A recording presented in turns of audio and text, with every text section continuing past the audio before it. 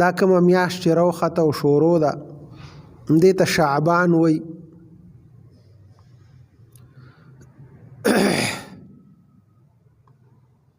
دې پسې میاشت د رمضان ده.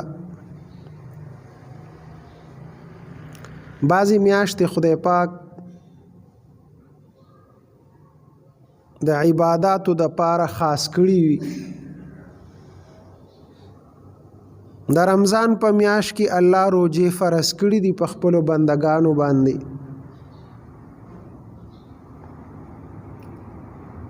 خو د دې نه دا مخکې میاشت د شعبان دام د فضیلت نه خالی نه ده.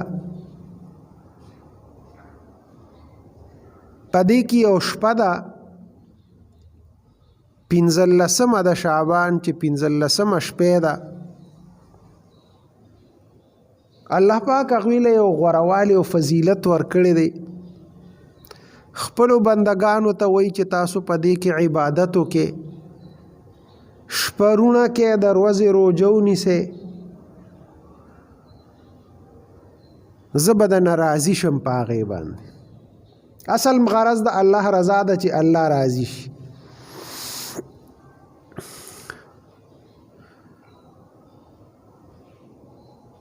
حضرت عائشہ رضی اللہ تعالی عنہ فرمائی وی پیغمبر علیہ السلام با د شعبان میاش کې دی میاش کې اکثر روجو وی مونږ به دا محسوسوله چې دا ټوله میاش پیغمبر علیہ السلام روجي ونیوي. که چېرته یوه نیمه به یې پکې ونه نیوه خو اظهار د هغې یې نه دی کړی. وی زمونږ به ګمان ده چې یاره پیغمبر علیه السلام دا غونډه میاشت روژه نیولې ده. ځکه پیغمبر علیه السلام خپله فرمایي وی شعبان شهري دا زما میاشت ده و رمضان شهر الله او رمضان چې دا هغه بیا د خدای پاک میاشت. نو پیغمبر علیه السلام به په دې میاشت کې عبادت ډېر زیات کو، روجې به یې زیاتې نیولې. پیغمبر علیه السلام معمول ده چې د هرې میاشتې 3 روجې ایام بیز 14مه 14مه او 15مه دا روجې به یې نیوي. دی په ځان لازمي کړې وي. بیا د دې نه علاوه د عاشورې د ورځې روجه د 10 محرم دا به یې نیوه.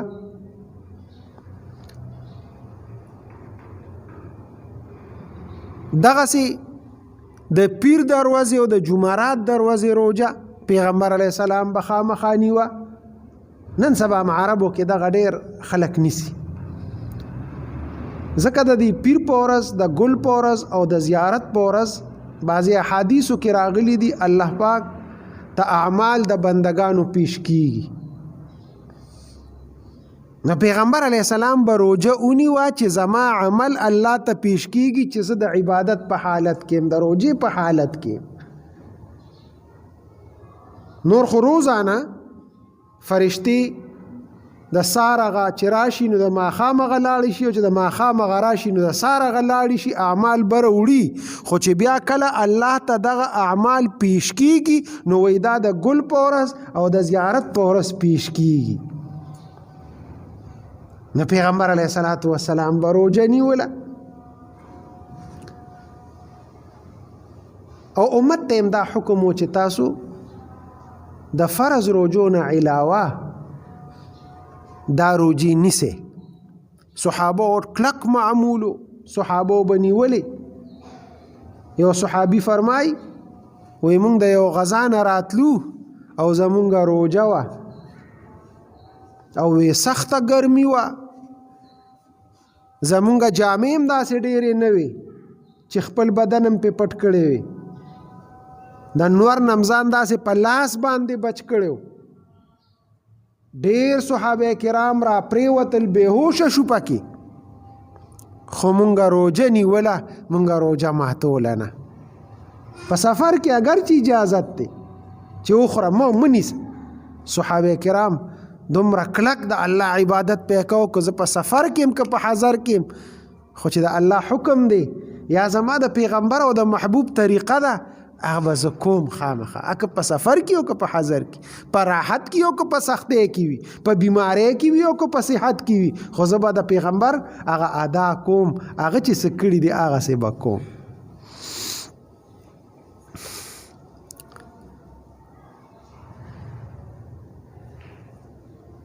حضرت عائشہ رضی اللہ تعالی عنہ فرمائی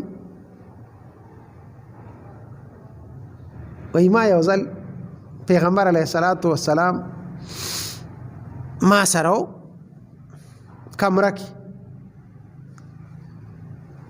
وی چې ما سترګې وغړولې پیغمبر علیه السلام نو پاسېدلی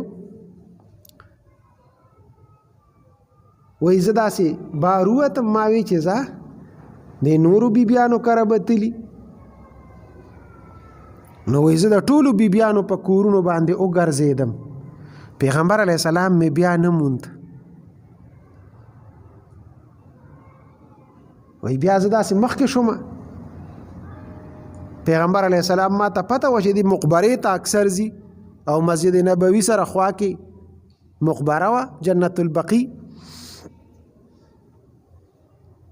نو وی زه مقبرې ته لاړم وی چې هلته مې وکتل پیغمبر علیه الصلاۃ والسلام هلته لګیا دی او دعاګانې کوي وی ما زړه کې رالل چې زه دنیا پسې ګرځم او پیغمبر علیه السلام آخرت پسې ګرځي زما خدا خیال و چې یاره زما نمبر دی پیغمبر علیه السلام سره نورو بیبیانو کره ولی ځي موږ د دنیا غرض و د دنیا سوچم او پیغمبر علیه الصلاۃ والسلام الله ته سوال او زاری کوي او مقبره کې ولاړ دی او الله ته دعاګانې کوي وی بیا زه کور ته رالم پیغمبر علیه الصلاۃ والسلام بیا وی ما وکته په دقه شپه باندې چې په سجده کې پروت او دعاګانې کولې لګیا هغه دعاګانې حدیثو کې را نقل شوي ډېرې عاجزۍ سره او جړا سره پیغمبر علیه السلام دعاګانې کولې نو وی ما ته پیغمبر علیه الصلاۃ والسلام وفرمایل چې عایشې دا شپه چې ده نو دا د 15 شعبان شپه ده او په دې شپه باندې د بندگانو د اعمالو فیصله کیږي الله فیصله اوري فیصله لیکي نو زه غواړم چې زما د مرګ فیصله کیږي زما د رزق فیصله کیږي نو چې زه په حالت د عبادت کې زه ځکه د الله عبادت کو